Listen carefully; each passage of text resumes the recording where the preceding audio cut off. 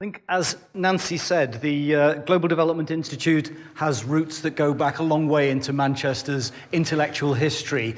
The university has a strong tradition of radical and critical social science, and we build upon that. When you look back at the university, then particularly some of its strengths come from the work of Arthur Lewis, the Nobel Prize winner, the first black professor in the UK, who made major contributions to development economics. And there's a whole series of colleagues who we've been able to build on the work, build on the breakthroughs that they made. The Global Development Institute brings together two institutes, the Institute for Development Policy and Management and the Brooks World Poverty Institute.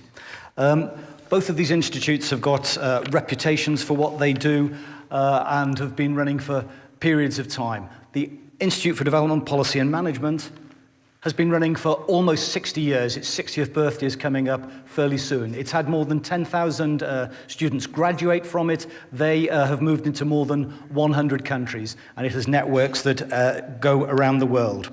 The Brooks World Poverty Institute is somewhat younger. That was set up about 10 years ago with the support of the Rory and Elizabeth Brooks Foundation, and it's particularly focused upon the issue of world poverty and looking at the causes of poverty and at poverty reduction.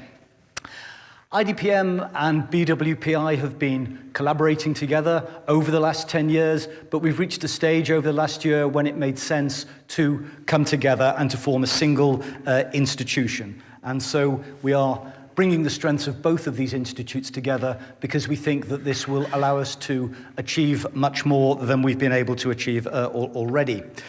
The collaboration that we've been taking on so far has put the university into first place in the UK in terms of the policy impact of its research on international development, and our recent standing is as the third university in the world in terms of international development.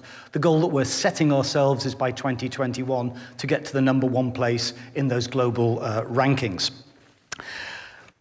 Bringing together the strengths that we can do, we will be creating and sharing knowledge that can improve the human condition, as well as looking at the metrics. We'll have 45 academics and more than 100 PhD students, 450 master's students. So we have a very large body of people who are working on international development.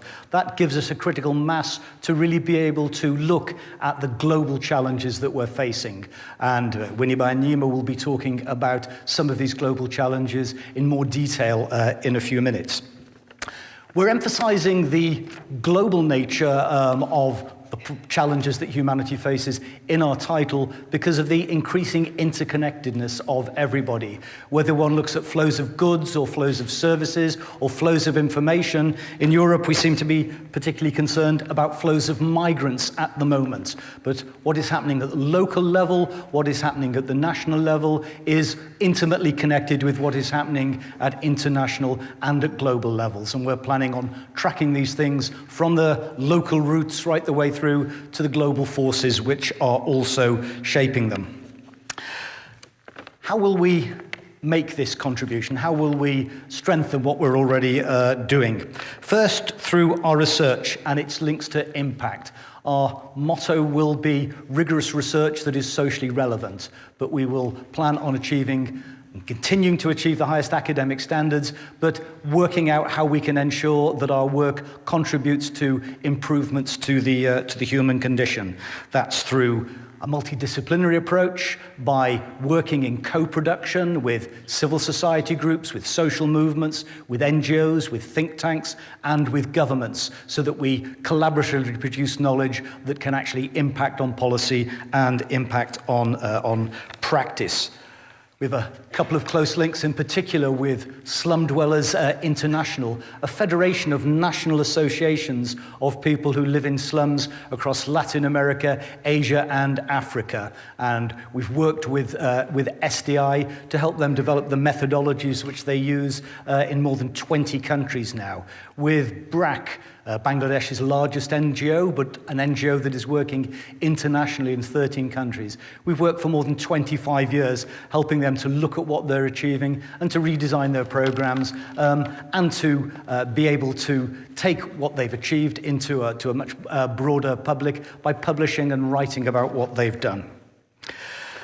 The second way in which we'll achieve our goals is by establishing the Rory and Elizabeth Brooks Doctoral College, and this was established last November. The students in the Doctoral College, numbering round about 100, will be producing excellent theses. If you do a PhD at Manchester, you've got to produce a very good thesis, but they'll also be having a series of career-enhancing activities around that will take them into looking at how they might improve the impact of their work, how they might be able to reach out to policy communities, how they could use the social media and other forms of communication to take their messages out. I think we've got a photograph there of the opening of the Doctoral College there. Third, we shall take forward our work through our master's programs. We've got well over 400 master's students, and we'll be working on how we can take forward both what we do in Manchester with them, what we do with those students who are learning through distance learning and off-campus activities, and through the links that we maintain with them once they've graduated. By linking our research with our teaching, then we're able to ensure that we've got cutting-edge content to the teaching, and we can also help to raise the aspirations of students who can see that they can be part of these processes of global knowledge creation.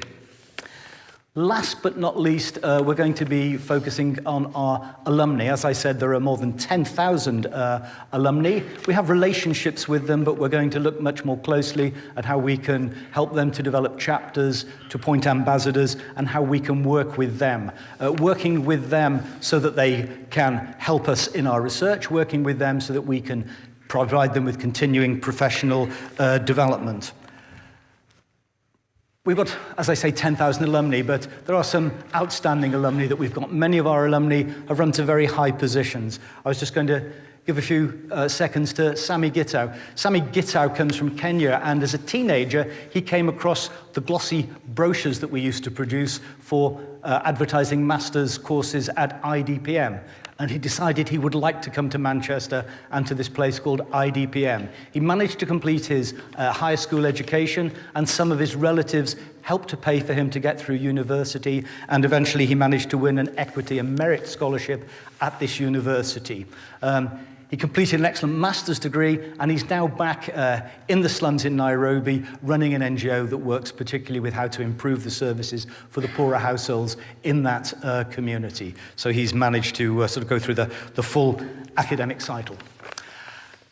It's a real privilege for me to be able to, in a way, talk about Sami, talk about what we have achieved and what we hope to achieve. But one's got to realize that that's been built up on the efforts of colleagues, of academic colleagues and support staff who've put so much effort into giving IDPM such a strong reputation, subsequently developing the reputation of the Brooks World Poverty Institute. And there's a whole team of people who've been working on this.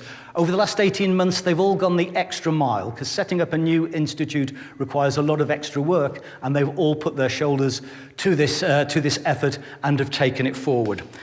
So to finish off with, I was just thinking, I thought, well, why is it that they do it? Why is it that so many colleagues are working after their hours are finished, are working over weekend to help establish this Global Development Institute?